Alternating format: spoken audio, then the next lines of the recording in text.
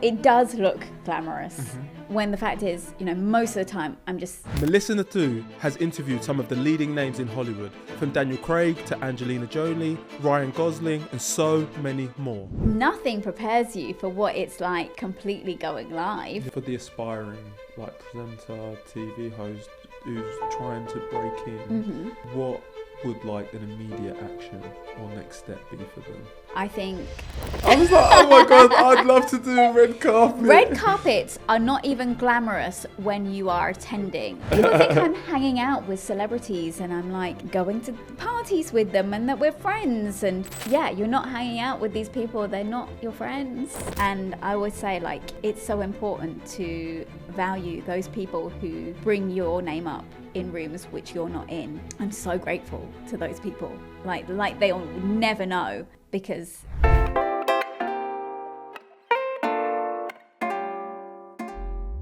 Hi guys, welcome to another episode of What My Best Friend Does, where we talk to best friends in the hope of inspiring you to take immediate action to find the career of your dreams. Today guys, we are talking to my best friend, the TV host and presenter, Melissa. How you doing? I'm very well, thank you. How are you? I'm doing very well, thank you. Welcome to the show. We like to start with a little icebreaker. Okay. What did you want to be growing up? Oh, I actually wanted to be an actress. Okay. So maybe still on screen, Yeah. but didn't quite make it down that path. But that's okay. Okay, you wanted to be an actress. Yeah. You've ended up as a TV presenter. Yes. Before we get into your journey, Okay. I'm switching it up this week. We're going to start with a quick fire round. All right, So let's you do ready it. for it? All right, let's do it. Here we go. Improvise a 30-minute show or stick to a script word for word for a year. I've always been an auto cue girl, so I'm going to have to stick to the script. Okay, wow. Present a 24-hour telethon or do a month for 4 a.m. breakfast shows. Am I getting paid the same? Yeah. 24-hour telethon then. Always get the scoop but be last to air, or always be the first to air but with partial information. Oh, I guess as a journalist, you kind of have to be first, even if it is partial. That's the way Sky News does it, right? Don't always get the information. Have a show that airs in every country or a show with a small but incredibly devoted fan base. Let's go worldwide. Okay, Yeah. like it. Instantly calm any nerves interviewees have, or make any boring subject fascinating. Oh, I want to make any boring subject fascinating. Nice. Interview any historical figure or be the first to broadcast from Mars. I always wanted to go to space, so I'm broadcasting from Mars. Nice. And then final one, who would your dream dinner guest be? Lewis Hamilton. Okay. Sir Lewis Hamilton, Yeah. I should say. So Lewis, LH44, if you're listening, this is the place to be. Absolutely. Yeah. I want to know what went on inside his head, that move from McLaren to Mercedes and Mercedes to Ferrari. I want to know it all. Yeah, all right. Thank you. Well, yeah, that was a little nice, fun way to start the conversation. So, yeah, you're a TV host and presenter, but take us way, way back. Is it something you always knew that you wanted to do? At what age did this start feeling like a tangible career? Did you go to university? Yeah, just take us through your journey to this point. Honestly, I didn't think I'd ever end up where I am because growing up, which wasn't in London, it was in a small town in Suffolk, it wasn't anything that you kind of I saw on my trajectory at all. There weren't those career paths, I'd say. And growing up in an Asian household, you very much wanted to go down the doctor, engineer, lawyer kind of route, but I am not that girl. I wanted to be though. I think growing up, you want to make your parents proud and happy. And so I was like, oh, could I do law? No, it just wasn't in me. Yeah. I guess I really loved doing the drama side of things. I did it at school, I did it at GCSE, I did after school weekend drama classes. But again, we didn't have the money to send me to drama school and to go down that path, and things weren't like they are now, where you can get discovered online. So, the doing what I do now, broadcast journalism, I guess, I got that idea from speaking to a careers advisor at school, honestly. Wow. When I said I want to do this kind of presenting thing, she's like, well, if you're going to go to university, maybe do broadcast journalism. So I looked into that, and that's what I ended up doing. I went to Nottingham Trent University, It's all very news based when you do those, so it is good because it holds you in good stead. You learn media law, you learn all of those kind of things, and I've just kind of from there worked my way up. Should I keep going on? No, 100% keep going, but I can actually stop you there. Okay. So I always like to ask people, like, is a university worth the price of admission? The broadcast journalism degree that you did, like, were the skills you learned applicable? Have they been applicable for your career, would you say? Yes and no. I think university now is so expensive. Yeah. It is extortionate, and I really feel for anyone going. It was the path that I always knew I would take, was going to get a degree. And I think if you're going to work somewhere like the BBC, they still like people to have a journalism degree. But it just depends what kind of presenting you want to do. I wouldn't say it's necessary anymore. But you do still need to learn certain things like media law, but you can go and do courses and things like that. When you say media law, just give me like what kind of things in media law would you learn? I guess learning about when you can do certain reporting. I know I'm doing entertainment, but we're learning for news. So, you have to know when there's an election going on, up to what point you can keep reporting, and then when you have to stop, and how there's got to be no bias, and you have to give everyone the equal opportunities to from every party to say things like that. So there's supposed to be no bias in an election?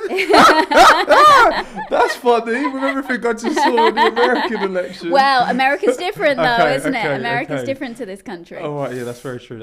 We're talking about the UK. Yeah. Yeah. So yes, don't bring the US into this. That is a whole different ballgame. So the takeaway there is, yes, a broadcast journalism degree, it can be beneficial, but especially in today's day and age with your phone and being able to broadcast your skills like to the internet, maybe it's not as relevant now as it was a few years ago. 100%. Okay. Like, I think showing that you can do certain things now really helps, and being able to broadcast yourself on YouTube, like, that wasn't a thing when I was growing up, or at least I didn't know how to do it when I was around pre-internet. So.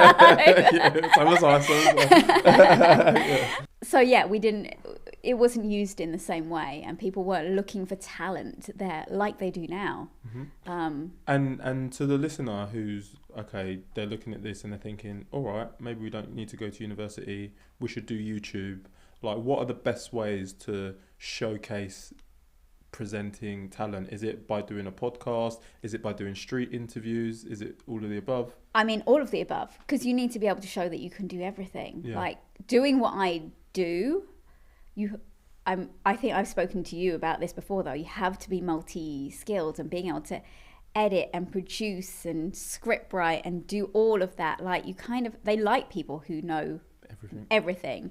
But being a presenter, you see all of them now, they have their own podcasts, but they're also hosting shows, and then they'll go and do a radio show, and they'll do, it's not just one area of expertise. So yes, being able to show that you can do a multitude of things really does set you help. Apart. Yeah. I love that. So going back to your journey, what would you say your first role kind of in the industry was? It was radio, I believe. It was radio. I started in radio. I got lucky, I guess, so to speak. I don't like the harder you work, the luckier you get. Yeah, luck's a really weird thing. Sometimes you do feel lucky, but yes, you have to work for it. And so when I was at university, applied for work experience with the radio stations in my, back where my parents live, where I grew up. And I wrote to one of them, it was called Vibe FM then, it eventually turned into Kiss, saying, oh, can I come and do work experience with you? And they didn't really have a proper news desk, so they were like, oh, try somewhere like the BBC. But they held on to my CV for 3 years, because that was in my first year at uni. And they contacted me and said, we think you finished university. We need someone to read our weekend news. We'd love it if you came in and, did a demo for us, came and met us. So I went in, and they liked me, and it was in my hometown. It was perfect. So that's how I started. I doing weekend news on Kiss, and then I got the odd chance to co-host like the breakfast shows. I really, made myself part of the family there. I joined the street team. I did everything I could to try and, keep giving me more opportunities. And then when they closed the station, I was there for a few years, but when they closed the station and networked everything from London, we all had to look for new jobs. And I went and worked in a gym doing membership sales. Okay. Like, I never thought I would get another job in media because I'd moved back home. There was no other opportunities in my hometown. And my parents are like, you're going to have to go and retrain and do something else. Wow. And, you can't just sit at home. So yeah, I went and worked in a gym and I hated it so much. I'm not a sales girl. Like, I'm not a sales girl. I'm not target driven or anything like that. So I guess in a way that kind of pushed me, and I saw where I am now, ITN, we're looking for freelance entertainment reporters in the Media Guardian, which I don't think even exists anymore, but it's newspaper. So I sent in a voice demo and my CV, and they liked that, and I went in and met with them. I did a week of shadowing, and then I've been there ever since. Wow, I love it. Well, okay, great intro. If we go back to like the first job with the new show, when you're doing those shows, I've always thought, like, what goes into it, because number one, is it live? Is this radio or is it? So the radio show that you were doing back home, was it live? Or yes, I was. Yeah, when I was reading the news, it was live. Okay, but it's not videoed, so you can essentially look at a script. Oh yeah. So basically, in terms of skills, like, what are the skills that go into it? Is it the ability to deliver it with the right tonality? Yeah. And like well paced? Just trying to understand. Yeah. So back then it was a case of, I mean, it was only short, but it was, you go in, you'd research your stories, you'd write your script, put a bit of sport in there, put the weather in there. You know how you hear like the news bulletins on the radio show. So it was essentially that. But yeah, it was done live, and then you might have a little bit of chat with the presenter off the back of it. But it was a great training ground for like my first job in media. What was the biggest thing you learned, taking it all the way back, if you have to think? Oh my god, it was a long time ago. Oh god, that is hard, because I think I was just learning, to do stuff live, which was scary. Yeah. But at least not having to do it in vision, which is a whole other thing to think about. I guess it was just learning to slow down. I can talk pretty quickly. Even like I have a lot of family in Mauritius who just don't understand me when I talk. Like they're like, you talk too quickly. And so doing the news on the radio was like, okay, speak slower than you think you need to, so that people properly understand you, pronounce things properly, make sure you're getting pronunciations right of the different places, people's names, all of that. Of course you're going to make mistakes as well. I've made plenty. It's just hoping that people also forgive you for that. No, 100%. And it's funny that you talk about like mistakes, because so Gillette Soccer Saturday, I think it was last season, they changed presenters after 30 years. And you could really see that he wasn't the staple person that had been there for so many years. But I was looking at it in the other weekend, I'm like, he's come a long way. But that's the thing, like, people need to give people a chance. And there's so much of that still doesn't happen. So it's quite cutthroat. Yeah, like, I know what I was like. And listen, I'm not saying I'm the best presenter in the world, but I know what I was like when I started off doing the TV stuff. I looked like a deer in headlights. Even my mum says, like, the first shows that I did compared to now, she's like, you could see you were tense, and of course you are. And like, even when I've done live TV, you've got so much to think about, and you've got people in your ear. All of that is such a learning experience. And people have to realize there is your first time as well. And so like my first time having someone talking in my ear was when I was doing the F1 stuff. Yeah.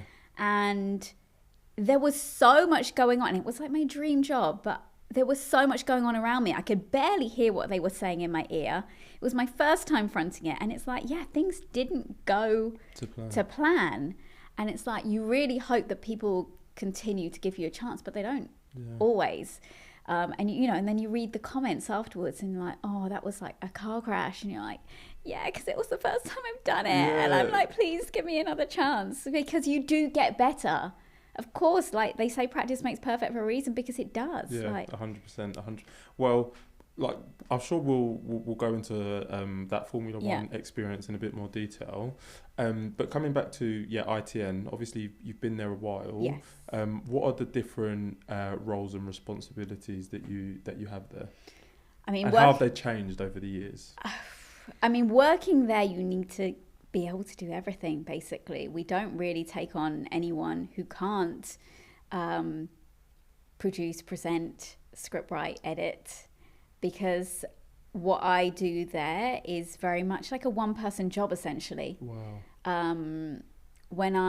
So the show that I make every day for ITV2, I will look for my stories and I write my script, and then I present it and I edit it and I send it to the channel. And so the only outside input I have is that I will send my script to the ITV lawyer to look over, just for compliance reasons, and I will get like my line manager just to give it a quick once over as well. So you've got a couple of pairs of eyes on it, but everything else is just me. Do it yourself. So you need to be able to do all of that. And I also organise all of our shoots that we do. So I'm liaising with publicists and, crewing things and making sure that everyone knows where they're meant to be and if there's a screening they need to go to or I need to go to, or so there's so much organisation that goes into it. So a lot of admin, but also a lot of practical bits as well. There's a lot. And I know I got you to explain all of that. Yeah, how would you describe like a typical day or week? I mean, today has been a day. Yeah.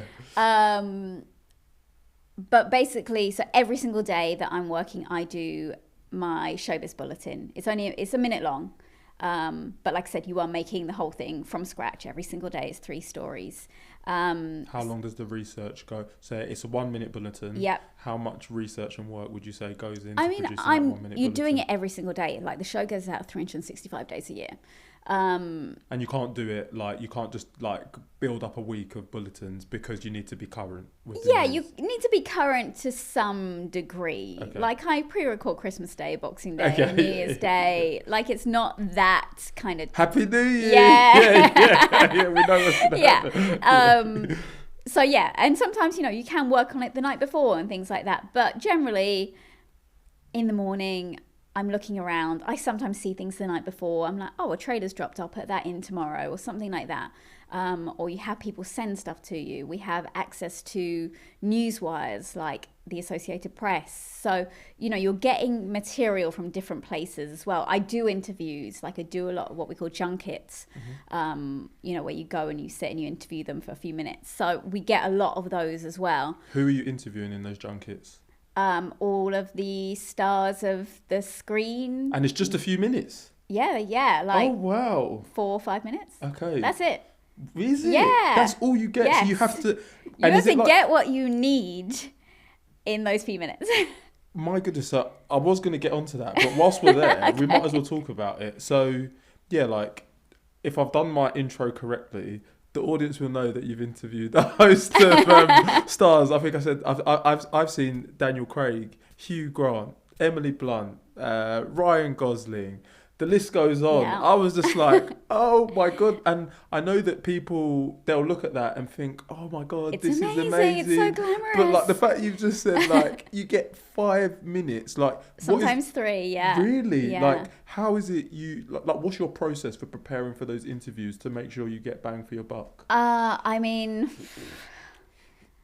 it's always obviously related to whatever project that they need to promote, but you don't want to just go in and ask the standard kind of stuff. But again, also sometimes you are asking the same thing that someone else has asked because you can't use someone else's content. Yeah. So sometimes they do get a lot of the same questions, but I have to go again, like we were talking about within my day, I might have to go and watch the film, or I have to watch the TV show that I'm going to be doing interviews for.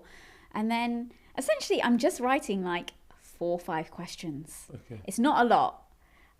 because I don't have much time. And also go on. No, I'm just, and then you have to kind of prioritize. You're like, right, I need to maybe have one question about the project at the top, and then I can get into the more fun things, because you have to keep everyone happy, right? You're doing it, you're getting access to these people because they have something to promote, and the publicists want you to promote stuff. So you have to think, oh, I need to make sure I've got everyone happy. And you know that there's a monitor room full of their entourage, their publicists and everyone else, like all the film studios. They are watching you as you're doing your interviews to make sure that you're not saying anything, trying to catch them out or whatever. And they'll come, even if you ask spoilers, sometimes a spoiler might come in and then they'll come see you afterwards. They're like, we're going to have to cut that from your interview. And you're like, oh, I only have 3 minutes and now it's down to 2. Really? Yeah.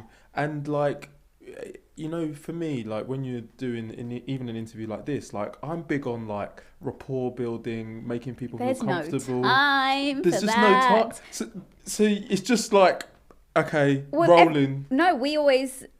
everyone who does what I do uses the same example of Notting Hill, where Hugh Grant goes to interview Julia Roberts in the hotel and he's from I'm giving you a blank place because I'm trying to. He's from the Horse and Hound magazine. Can you remember that? You're going to have to go and watch it, because Ben or anyone else who hasn't watched Notting Hill to understand how it is that what it is I do is that you go to a hotel. You wait out in the corridor when they call you, and then as soon as you go in, you're like on a conveyor belt, and it's literally right, it's your turn. You go in, you sit down, you say hi, and they're like, right, we're rolling, and there's someone in the corner saying, giving you the 2 minutes, and then you get the wrap up, and you have to wrap up, otherwise they will be like, that's it, we're out of time. Sorry, I have to go into this just because, like, as somebody who has his own show, like, I want to like understand like what this is like.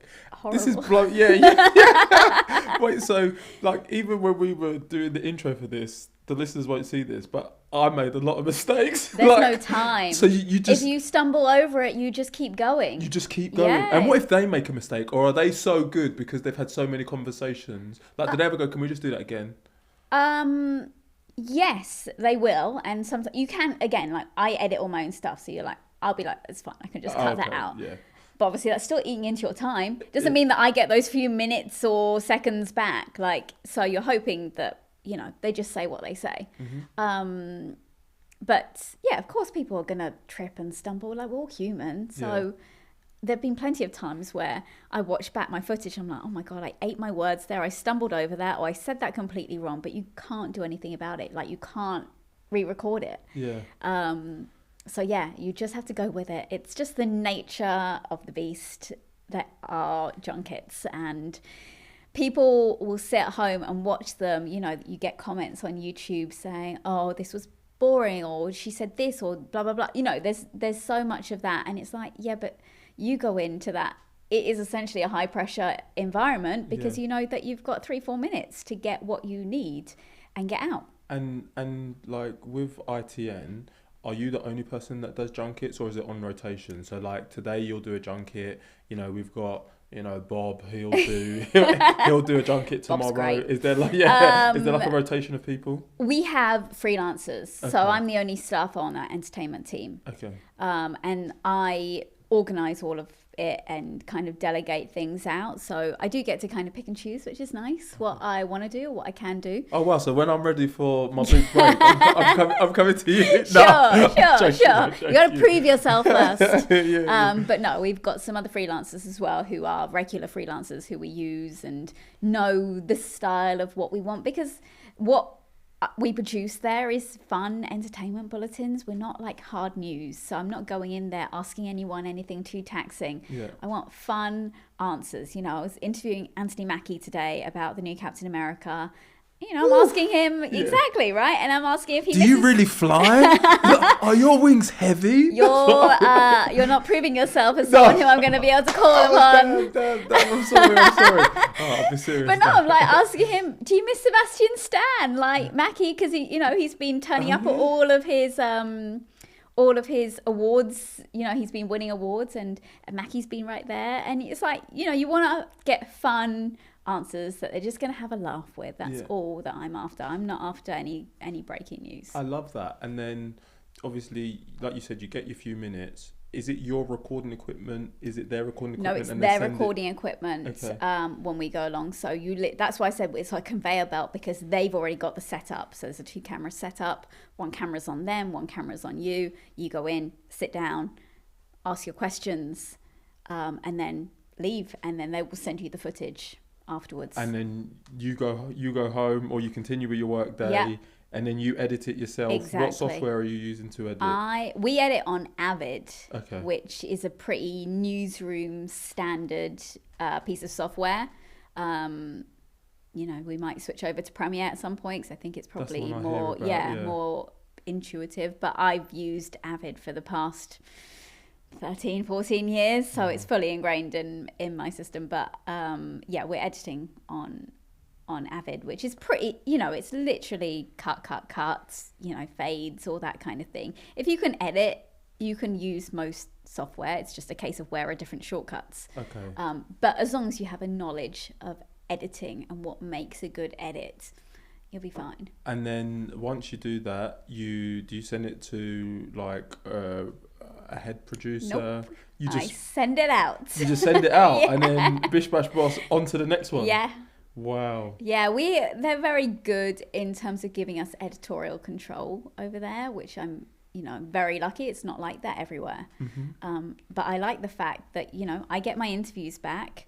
I can color correct them, because they don't always listen. There are so many journalists, like I said, on that conveyor belt going in with all different kind of skin tones. And it's not necessarily lit for all of us individually. Yeah. It's set for one person. So I get that footage back, and I'm like, pull up the brightness on this and take out the awkward pauses in between, me asking a question and them starting and them finishing and me asking the next question. You take out all of that kind of thing, just make it a bit more snappy. And when you're asking the question, do you have like questions here, or do you just like you've prepared so you can just go? I'm like you. I like to have an iPad on my lap, just because I'm not always looking down at it, but also my memory's not what it was. And again, you're faced with these people, and some of them, could be your heroes, or you're slightly intimidating, of course, and you want to do so well, or you're even like you've got so much going on in your head that day that you can't even remember, like, oh my god, what's my next question? So I have it there for safety. Like I've obviously written those questions myself, so I know what they are. But I like to have it there so that, if they're talking, I might just like quickly glance down. I'm like, okay, that's where I wanted to go next. So, I do have my questions there, but they're not like fully written out. They're just like, bullet points. And I've had a journalist on before. Apparently there's like a special language for note taking. There's shorthand, but I'm not a print journalist. That's print journalists. That's print journalism. Who probably still use that. I have never learned shorthand, so... Okay. All right, that's absolutely fine. Wouldn't have a clue. And then my final question on this part, like with all of these junkets that you've done, has there been like a standout moment or interview? You mentioned the fact that you meet some of your heroes and people that you've watched growing up. Has there been a stand-up moment for you? I think the one which people always recognize me for is one I did with Kevin Hart and The Rock. Oh. And so it's quite nice, when you have that viral moment, like that's the one, both of them shared it on their social media. So it was seen by a lot of people, and it's quite nice that you'll go to a different part of the world and someone's like, oh my God, I recognize you. Yeah. And it happened like, because I've done so many Marvel interviews as well, like they always did really, really well in the past. I remember being in LAX and there was a cashier there and she's like, you look really familiar. And she's like, oh my God, like you do all the Marvel interviews. I was like, that's crazy to me that you recognize me, because I don't expect anyone to recognize me. Yeah. But yeah, The Rock, Kevin Hart is probably my most viral one. But just doing interviews with people who I've interviewed loads of times, like Tom Holland or some, and people remember you. And then you have the instant rapport, which we were talking about. You don't have time, but when it's people you've interviewed before, it just is instant. And you're like, great, like this makes it so much easier. I love that. And then like on the flip side of that, you touched upon the fact that, especially when you were earlier in your career, sometimes, you can see the comments. Yeah, how is it like, can you share like a challenging moment and how it is you've overcome that? I tend not to read them too much now. And thankfully... Actually, even when I do, they're not too negative. Good. You're always going to get it. Of course you are. But, you know, I remember, and it was quite near to me when I was starting out and we were putting stuff on YouTube. Like, there's been racist comments on there before, you know, being called like a monkey. Oh or a lot. I've had it more than once where people think that I'm faking my British accent. And I'm like, am I supposed to speak with an Indian accent? Because that would probably be more racist, like me trying to do an Indian accent when I'm not Indian. Well, I am, obviously, but I'm born and bred here. And it's like, no, like, why can't you accept that I got brown skin, but I've got a British accent? Yeah, that's so crazy. So I always say British accent. Obviously, there's a lot of different accents in the UK, but... No, I get you. So the moral is just don't read into the comments too much. Yeah, and I've got a lot better at that. It's easier said than done, but yeah, as you get older, you're just like, okay, I don't care anymore. Like, I'm still doing what I'm doing. They haven't fired me. Yeah. So hopefully I'm doing something right. And there are plenty of people out there who do like what I do. So, yeah, you kind of get better at, like, just letting it slide off you. Yeah. I love that. Yeah. So alongside all of the stuff that you do with ITN, you are still able to do some freelancing. You know, you touched upon like the experience with F1. So yeah, can you talk about some of those freelance, like what is it like with those freelance jobs, and how does it differ to the day to day? I'm very lucky that I am allowed to do other stuff outside of ITN. But yeah, I've had a few opportunities that have come my way. So the F1 stuff, of course, which was a dream. So that was in 2021. I was working with the F1 TV team. It was during COVID though, so it was a weird experience because the paddocks were empty and really odd time, but still, you know, I love F1. And so getting to do that, getting to interview the drivers and seeing that different side of F1, you realize how much work goes into it and how long the days are. Oh man, yeah. They are long. Drive to Survive give you like a little snippet. But Drive to Survive, you know, is all about the drama. No, I know, but but you're seeing people set up, like, I don't know, maybe because I'm a big F1 fan as well.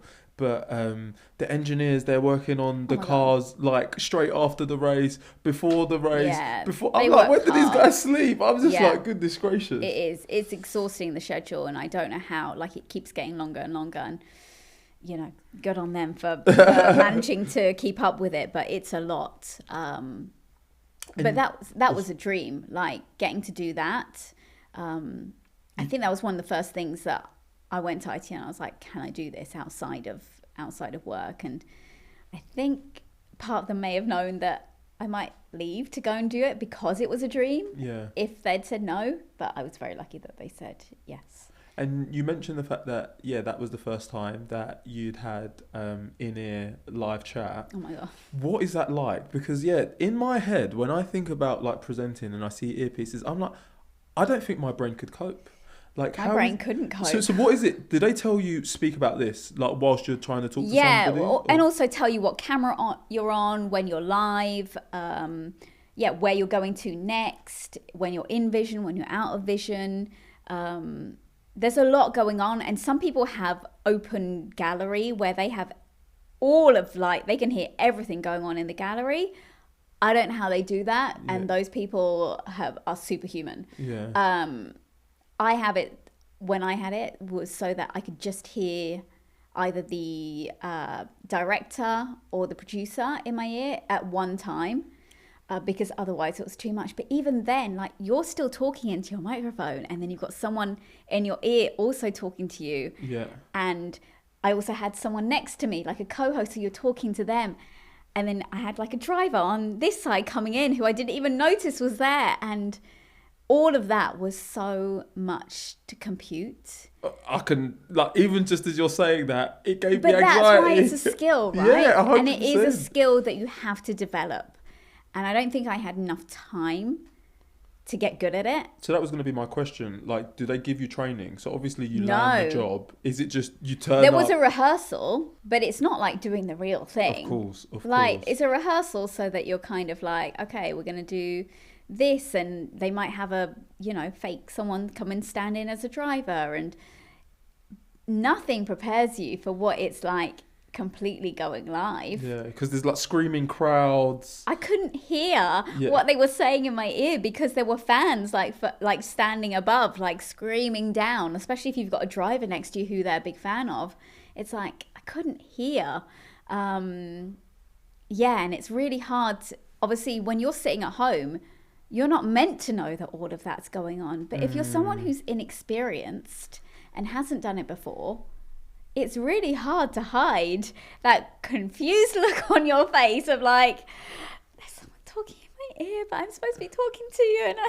And it's just like, that's what makes someone good. Yeah. But you have to have practice. Of course. And like, can you, like, in that kind of situation, like what happens if, in my head, I'm just like picturing myself now. I'll just be like, okay, I'm just going to try and tune out what's going on in my ear. Because you kind of have a directive for what you're trying to get out of the driver, right? So you can, would you just like, okay, I'm just going to try and get what I need to. No, but you need to hear what they're saying. Oh, okay. Because you might be looking at the wrong camera or whatever. No, but also they're telling you how much time you've got. Like there's, you know, as you know, everything's like set to a time. Yeah. Everyone's only got a certain amount of time that they can be on air or show can go on. So it's like, right, we need to move on now. Or, you know, or they'll tell you something that maybe they're putting on screen that they want to discuss that you can't necessarily see.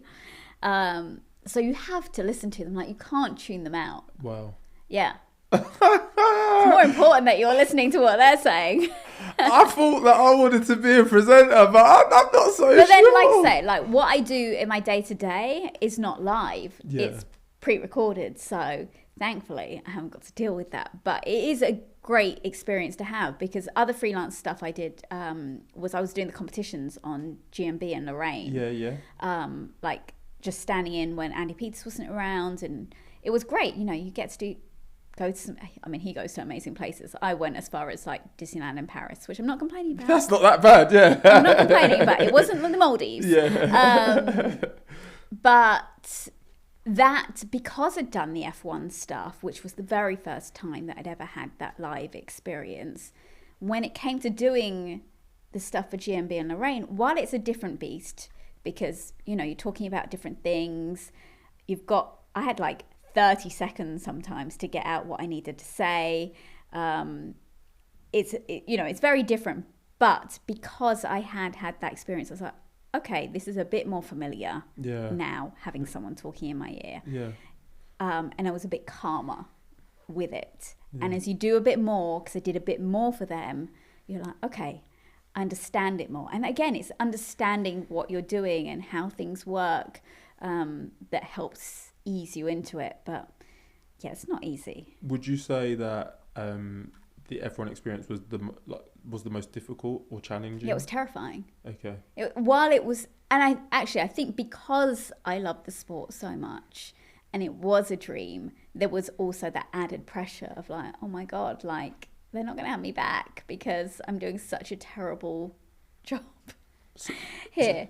So I understand that. So to somebody who might be starting out, or to like an internet personality who might be getting their first opportunity, what would your advice be to them to make sure they manage as scared nerves? As I was? I think get used to talking to a camera so that it isn't daunting to you, having that lens in your face. And I don't know, maybe get a friend talking to you at the same time. Yeah. Like, I don't know how you get the practice of that kind of in-ear talking.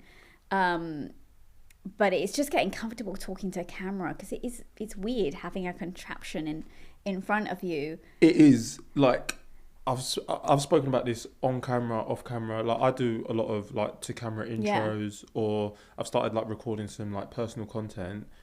I find it, even though I do these conversations, this is where I'm most natural. Yeah. When I'm looking directly in the camera, I just lose my train of thought. I'm the same as you. Because it doesn't feel organic. I like speaking to a person. Yeah. And I don't know if that's the era, you know, maybe it is the era I grew up in, but like if you put a phone in my hand and get me to talk, I hate it. I'll be like, can I do like another take and another take and another take? Like I find it so unnerving and unnatural to talk to a phone like that. and do, you know, how people do on TikTok and Instagram. I really struggle. And so even if I'm like looking at the camera, and that feels weird to me compared to when I'm looking at you. I'm exactly like the same. I'm a people person. Yeah. So it's really weird. So maybe, yeah, it's good if you can get used to that. I remember I went to and this is years before I even was doing the radio stuff. I went to an audition for Pick Me MTV, which Laura Whitmore ended up winning. Yeah. So I went to that and I got through to those stages. And let me tell you, the second that red light went on that camera, I froze. You were meant to just like freestyle talking about like showbiz stuff, which I should be fine with. I froze because I'd never had that experience of like, and it wasn't even anything real. Thank God it wasn't real TV. Because I just hadn't had that experience. That wasn't something I ever thought to do. Yeah. So yeah, definitely for people who want to do this for a living, like get used to having a camera in your face and talking to it like it's a person, I guess. Yeah, and you know, so I'm actually like doing a compilation of all of like my fails at the moment. So I've got an editor. Can't wait to see that. Who helps it. But yeah, like a year and a half in, and I still haven't aced it. So I think it's just one of those things. You just have to keep doing reps. And you don't ever ace, like we said, people are human, and you're always going to make mistakes. Yeah. Even the most experienced presenters stumble over their words or have laughing fits or something. Like you see eventually, maybe you get to see bloopers, or you get these shows where it goes wrong on the night, whatever. But otherwise, everyone wants it to look like it's like, oh, we're great at this and we're perfect, and no one is 100% of the time. No, they're not. You mentioned obviously like with the F1 stuff and some of the opportunities, it can be quite like cutthroat, and you need to, you know, make sure that you nail it. Yeah. Are there any maybe like misconceptions about the TV industry that the listeners should know about? In what way? What do you mean? What is something that, you know, people think, well, one, I've just heard junkets. I think that you're talking to them for 30 minutes, but in reality, it's 3 to 5 minutes. Yeah. Are there any other things where you're like, oh, people always think it's like this, but really it's like that?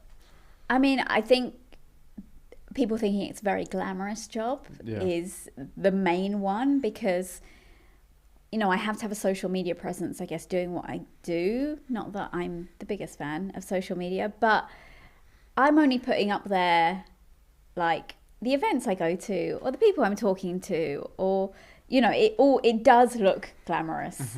Mm-hmm. When the fact is, you know, most of the time I'm just editing up my computer, sending emails, replying to emails. Like, the majority of your day is not doing the fun things that everyone thinks it is. So it's like, actually, there is a lot of hard work that goes into it behind the scenes.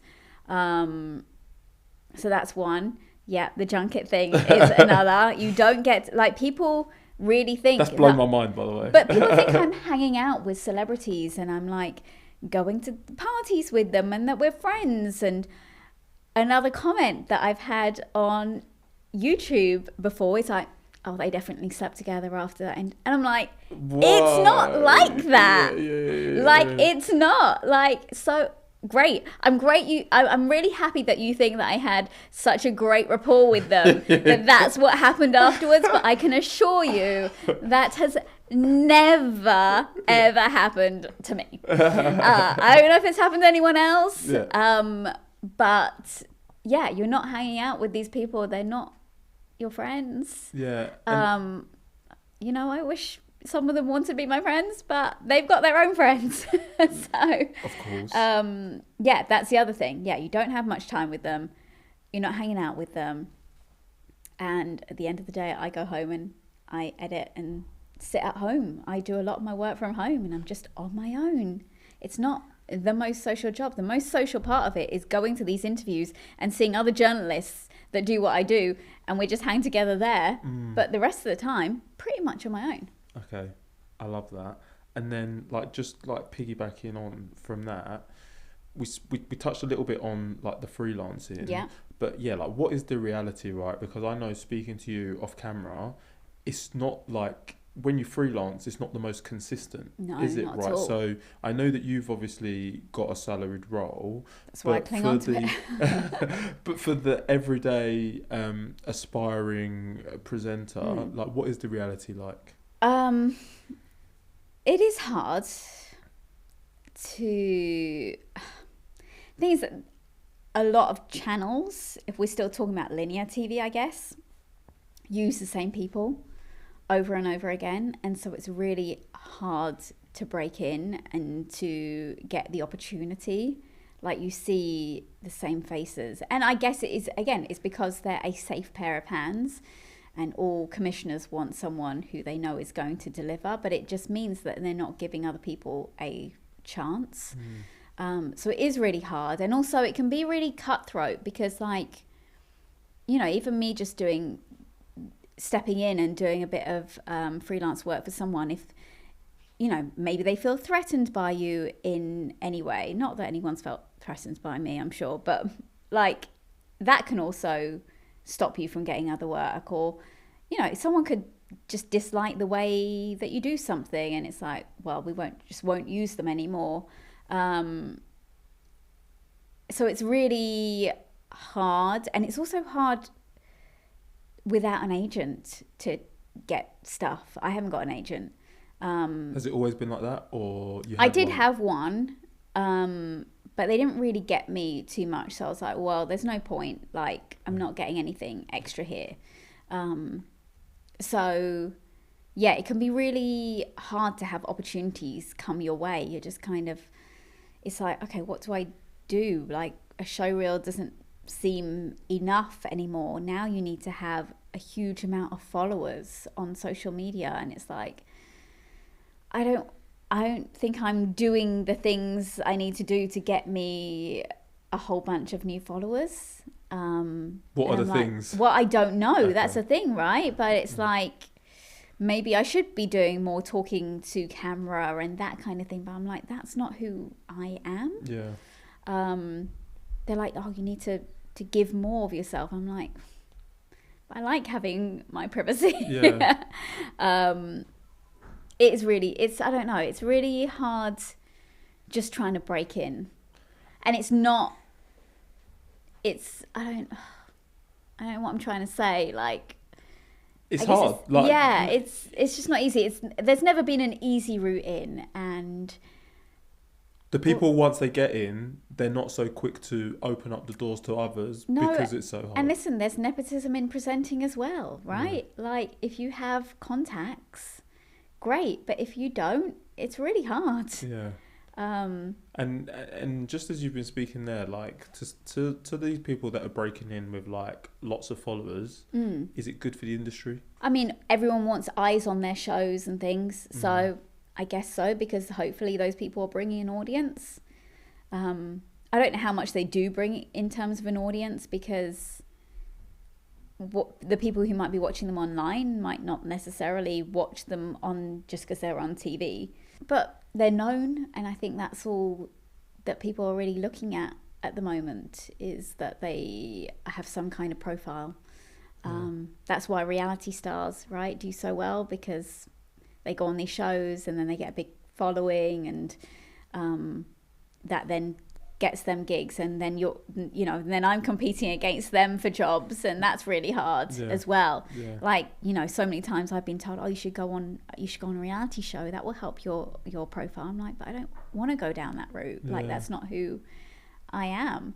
I'm really hoping eventually, people get it on merit and through hard work, and seeing that actually I am reliable and I can do a good job. But it's not always as straightforward. It's never as straightforward as that. Like, this has really helped to give me an insight into like TV, presenting, hosting. Have you done any like red carpet stuff? Yeah, I used to do a lot of red carpet when I was first starting out. Red carpets are not glamorous. Okay. And especially in this country, you're standing out in the freezing cold and the rain and the wind. Yeah. Like, give me a junket any day where I'm going to a nice 5-star hotel and sitting in a room where there is teas and coffees and pastries. Yeah, I don't enjoy the red carpet experience. So how does it differ from a junket? Because it must be worse than a junket, right? Because people are just walking. Yeah, and like you don't necessarily know who you're going to get and if they're going to stop and talk to you, and they might literally get as far as the person in front of you and then skip over you and go somewhere else. And so that can be really frustrating. My very first red carpet I did was for Cars 2 with Sir Michael Caine. Completely wrong. See, we do get things wrong.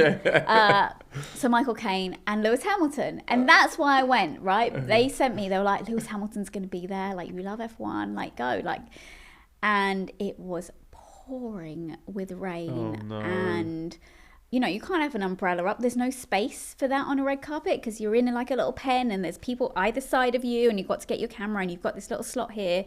So, like, I was soaking wet. And thankfully, Sir Michael Caine did come and speak to me, but he felt really sorry for me because I looked like a little drowned rat. And Lewis Hamilton didn't turn up, and I didn't get to interview him.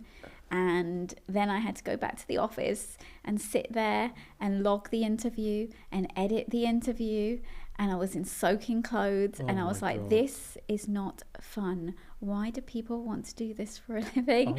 And maybe that put me off red carpets, but they've never been my favourite thing to do. And like on that, like there's loads of actors in a film. Do you have, once again, a list of questions for, okay, if Michael Caine comes, I'm going to ask this. If again, because there's lots of actors in a film, right? But you have to prepare yourself. Okay. But also you'll have some like more generic questions that you can basically ask everyone. Okay. So yeah, while you will try to have specific ones, also there are plenty of times where you can just be like, and also you can be like, so how does it feel to be here today? And like, this is amazing, isn't it? And like, what's your favourite thing about being in London? Like, you know, you get all of those kind of things for the people who you haven't got specific questions for. So just another thing shattered. I was like, oh my God, I'd love to do a red carpet. Red carpets are not even glamorous when you are attending. Like I've been invited, I've been lucky enough, I will say, to be invited to plenty of premieres. But unless you are the star of that film, no one wants you on that red carpet. You are there to fill seats in the cinema. Yeah. And so you arrive and you are rushed down the red carpet by security. They're like, can you get inside, please? Can you get inside? The film will be starting soon. Can you get inside? Like you're blocking the red carpet. Can you keep it moving? Like that's how you get treated when you go to a premiere. Yeah. So unless you are the star where people want to take pictures with you, want to interview you, it's not glamorous going to a premiere either. So, do you know, it's so funny you say that because I've also been fortunate enough to go to a premiere, and it was one of The Rock's films. Yeah. And do you want to know the craziest thing about the premiere? What?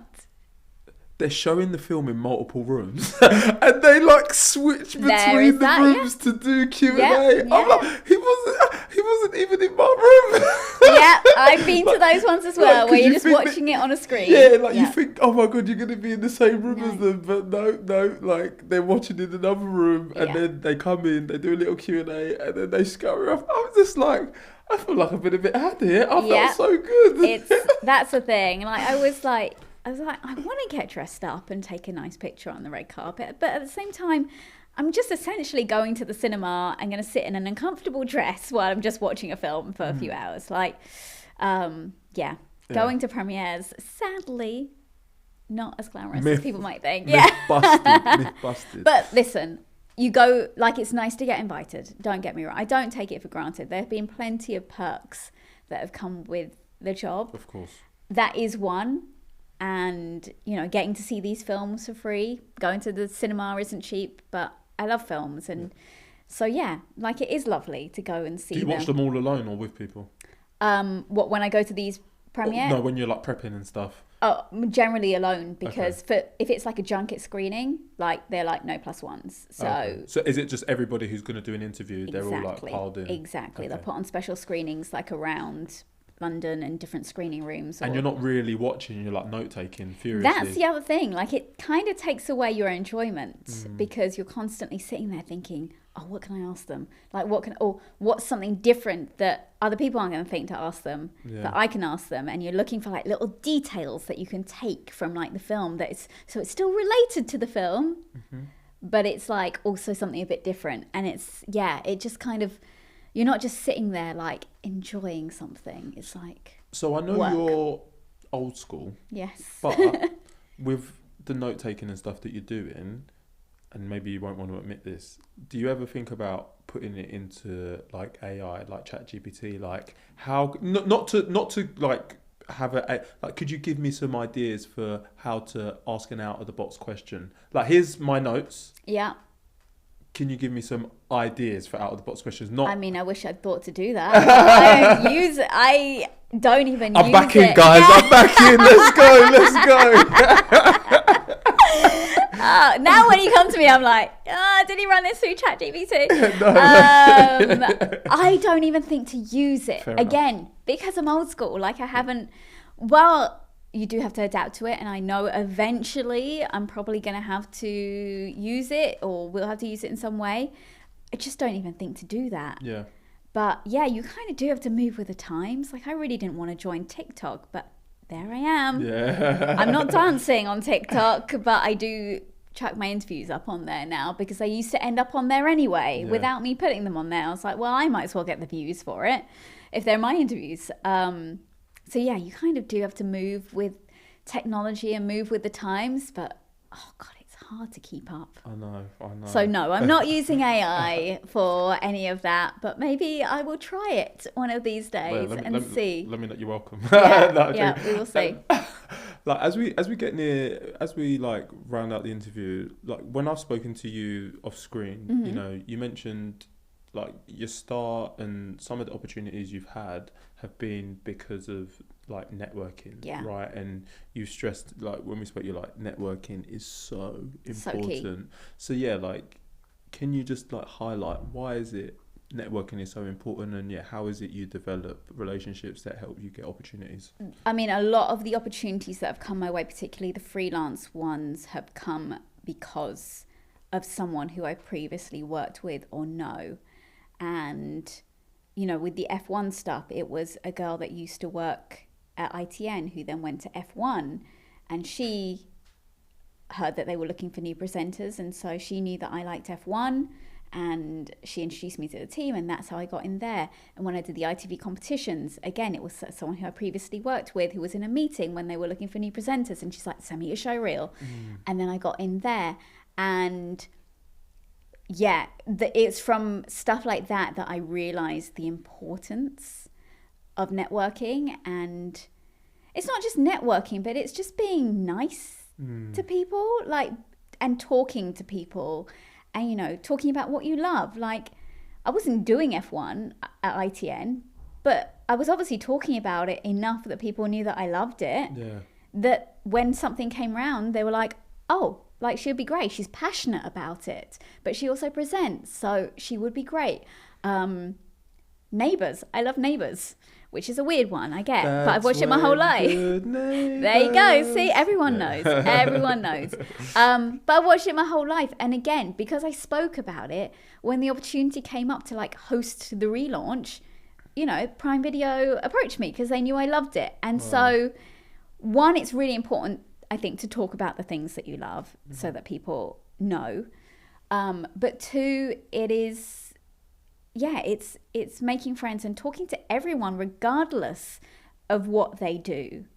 Like, because you don't know, and I'm not saying you're friends with them just so that, you know, they might give you an opportunity. But yeah, I speak to everyone. Like, I don't discriminate, I guess I'm going to say, like, about what people do. I'm just, you're friendly and you talk, and then you get brought up in conversations. 100%. And I always say, like, it's so important to value those people who bring your name up in rooms which you're not in.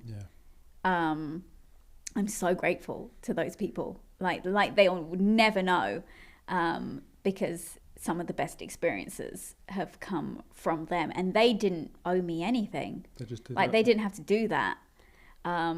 So yeah, it's just be a good person.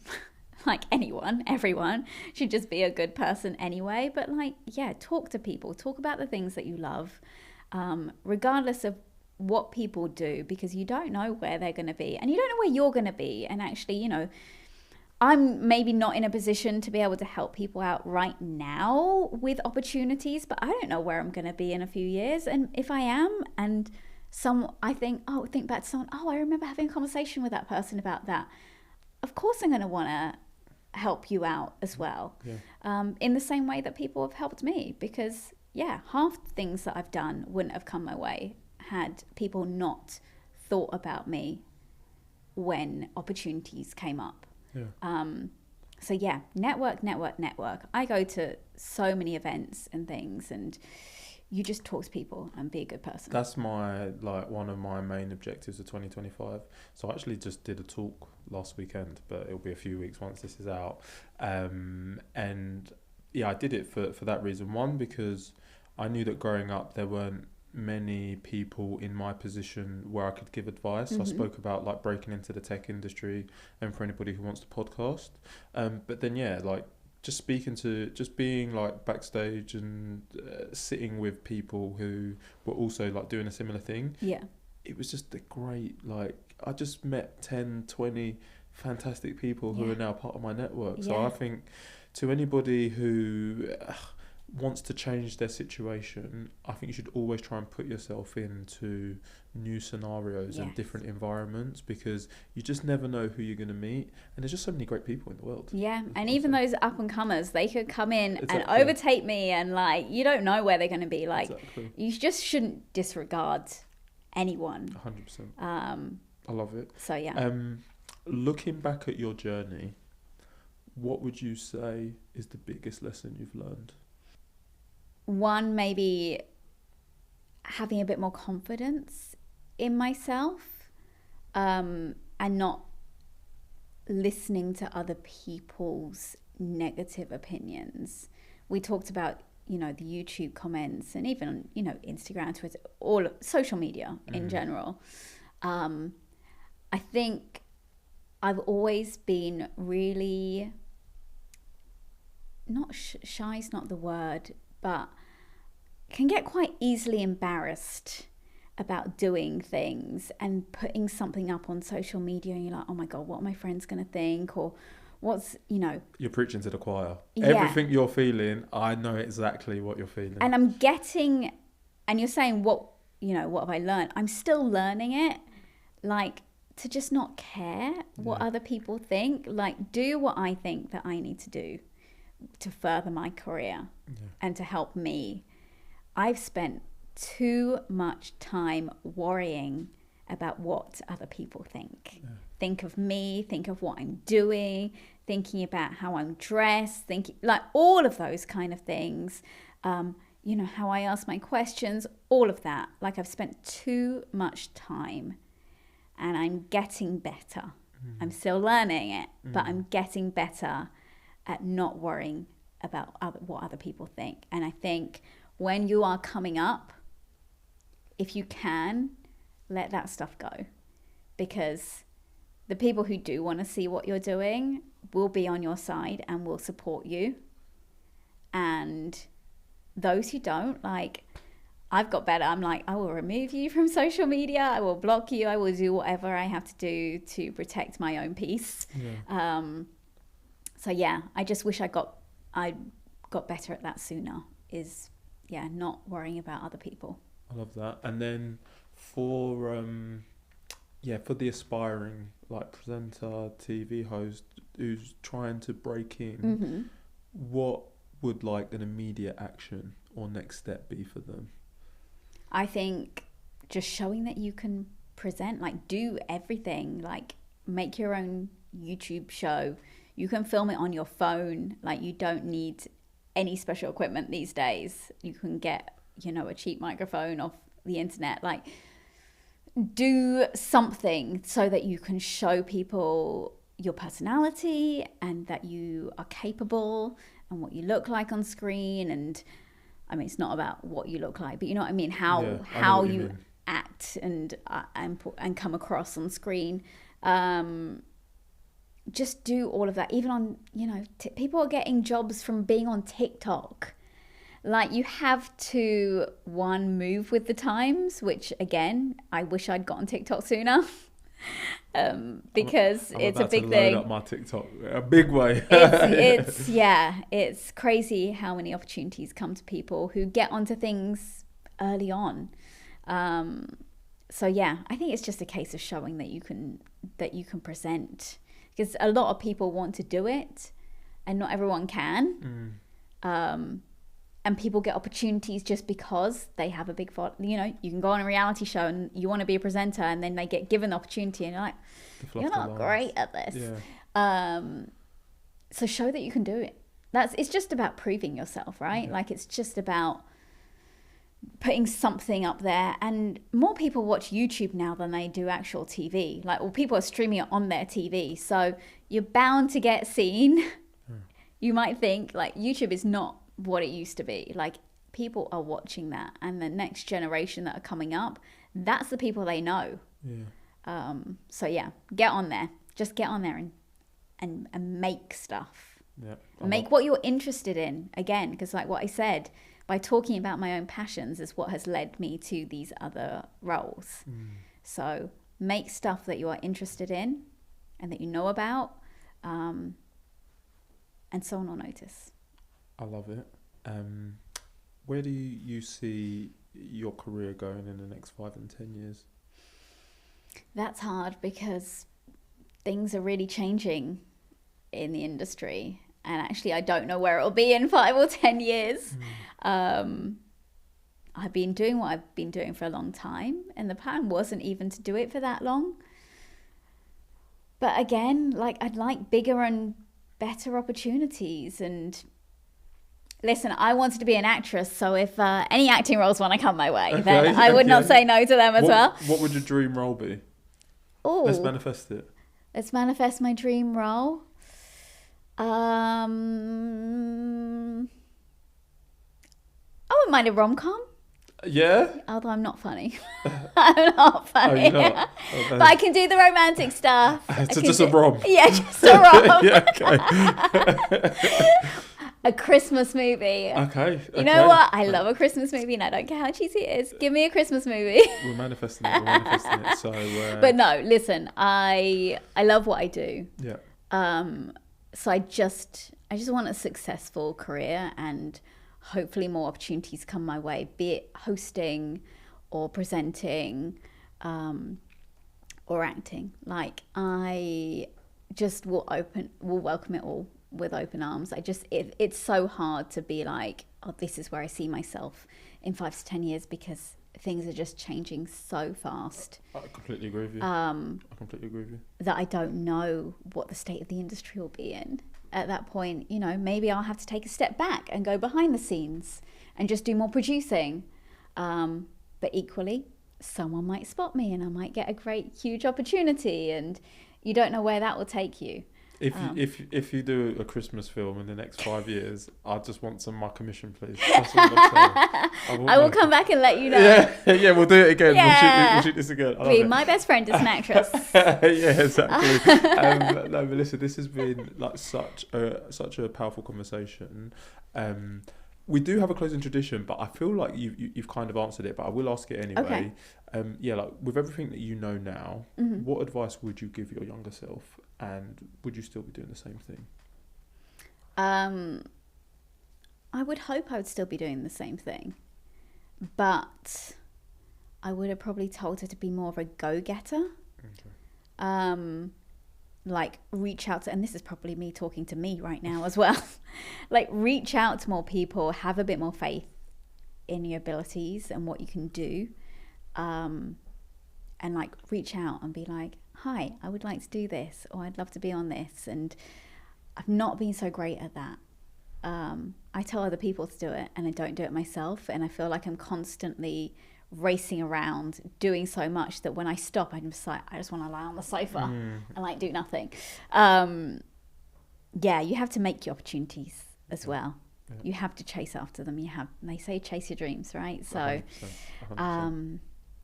I'd be like, be a bit more of a go-getter and stop worrying about what other people think. I love it. Melissa, this has been such insightful, funny, powerful conversation. I hope so. Funny is questionable. I'm not a funny person. Oh, it was all me. It was all me. It was all you. It was all you. All right, you got me. No, I'm joking. But for the listener who, they might want to follow you, learn a little bit more about presenting, see a bit of what you do, where can they find you? So my bulletin goes out every single day on ITV 2, 3 and 4. It's 1 minute long. And what time?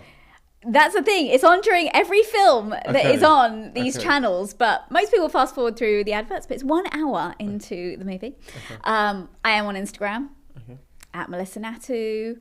I'm on TikTok. Try my TikTok.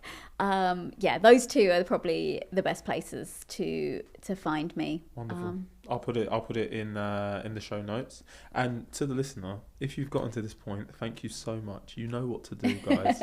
Please like, please share, please comment. Please let us know. Are you interested in being a presenter? Should I be a presenter? Should Melissa be giving me a job? Let us know in the comments. I'm joking. No. This has been another episode of What My Best Friend Does. If you didn't know, now you know. Now go outside and take some immediate action. Over and out.